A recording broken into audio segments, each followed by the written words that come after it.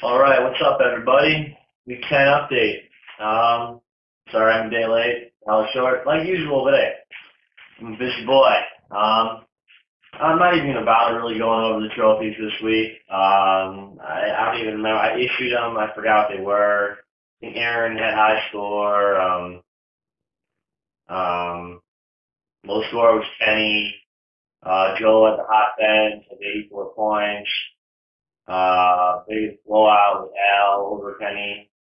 Actually, no, I will go over one. Um, Michael Vick, high scoring player of the week, 57 points.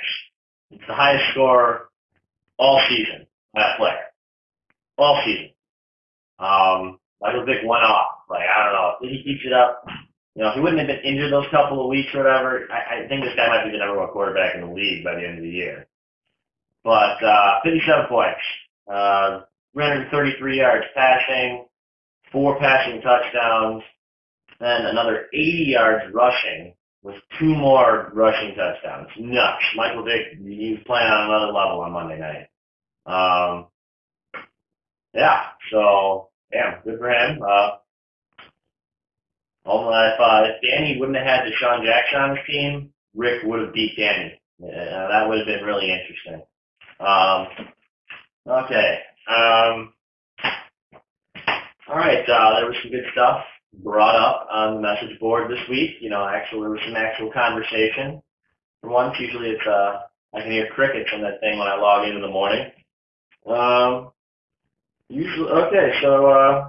People were talking about next year's draft. Kenny put up a little poll talking about next year's draft. I thought that was kind of cool. He said, should the person who's in last place get first round pick next year? Basically, what I think we would do is just do the reverse order of the standings of the draft. Whoever's in first is last place, whoever's in last place first, and kind of just, go from there. Which sounds fine to me. I really have no preference. I think if you draft your team well, it doesn't really matter what position you draft in. I mean, like, look at Rick. Rick, I thought, had a really good draft. He gobbled up every good wide receiver in the league. Not even good, the great wide receivers. Reggie Wayne, Randy Moss, Wes Welker, Steve Smith, like Larry Fitzgerald. He had them all. And all of them suck ass this year. Not his fault. He didn't draft bad. Didn't know what was going to happen. I was talking to him about this earlier. So when you watch this, Rick, repeat. Sorry. If people want to do that, that's, I think Kenny's got the vote up. It's looking like people don't want to do it. Whatever. Danny proposed the idea of putting up a keeper league. Maybe next year after we draft, however we decide to draft, turning the league into a keeper league, which is really interesting. I've been looking at keeper leagues for a couple of years now, and it takes a little bit more skill, a little more fun, a little bit more actual manager hands-on with the team, I'd say, especially in the very beginning before you draft and everything. And you also brought up the point of making the draft an auction draft, which I love that idea. We already have the auction system in place for picking up free agents, so the next logical step is to do an auction draft. The way the auction draft works is that, if nobody knows, I'll give the briefest summary that I can actually do, is that you buy your players. Everybody, at the beginning of the season, every team manager, instead of having a draft, is given a budget of an amount of money. All the details can be fished out. I actually think that I can get an ESPN program. We can just do it right on the laptop. We can just, players like comes up, you bid on them. It's pretty interesting. And you have a certain amount of money, and everybody fights over. I shouldn't say fight. Fight's the wrong word. They try to outbid each other to buy players. So, man, how well you spend your money is how good of a team you get. Pretty interesting. Steve also asked the question with the keeper league. How does it work if you have a keeper player that you decide? You don't have to keep players in the keeper league, in case no one knows how that exactly works. So you can pick certain players to keep and certain ones to drop. The ones that you keep, I'm pretty sure at the next draft for the next year, the ones that you're keeping in the previous season, you lose the round or the spot where you pick them in the draft. You don't get that spot. That works. Oh, Steve, with the injury thing.